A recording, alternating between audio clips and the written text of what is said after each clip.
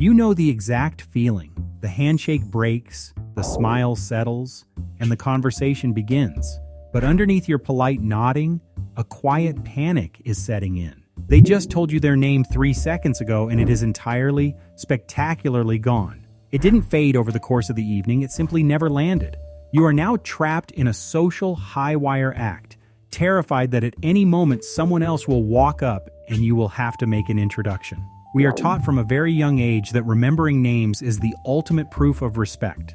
When you forget one, the immediate assumption, both from others and from that harsh voice inside your own head, is that you simply don't care, that you are self-absorbed, aloof, or arrogant. But for most people who chronically lose names, the opposite is true.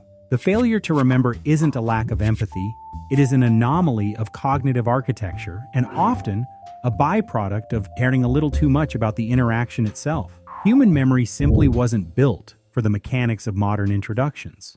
In cognitive psychology, when looking at proper name processing, there is a well-known quirk of the brain often referred to as the Baker-Baker paradox. If someone tells you they work as a baker, your mind instantly lights up with associations. You picture early mornings, flour, ovens, the smell of fresh bread.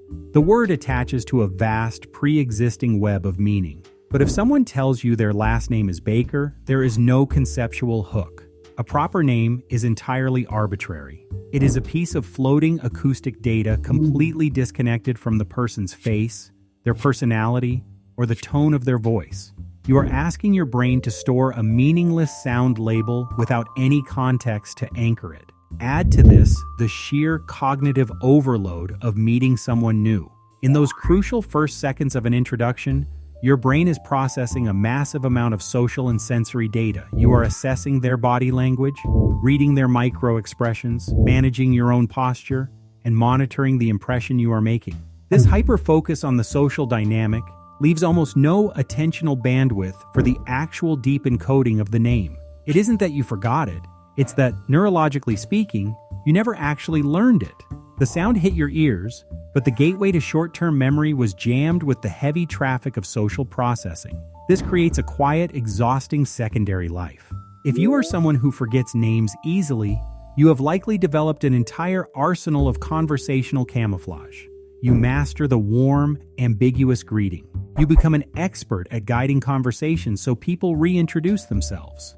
And when that familiar tip of the tongue state hits, that agonizing sensation where the name is hovering right at the edge of your consciousness, blocked by a wall of psychological interference, you endure the private shame of feeling inadequate. The harder you reach for the name, the further the anxiety pushes it away. Over time, you start to believe the quiet narrative that you are just fundamentally bad with people. This is, of course, a pattern, not a universal rule. For some, a forgotten name truly is a symptom of distraction or disinterest. But for the vast majority of people navigating this invisible hurdle, it is not a deficit of care. It is simply a quirk of how your mind filters an overwhelming world. You are not a bad friend, a careless colleague, or a self-centered conversationalist.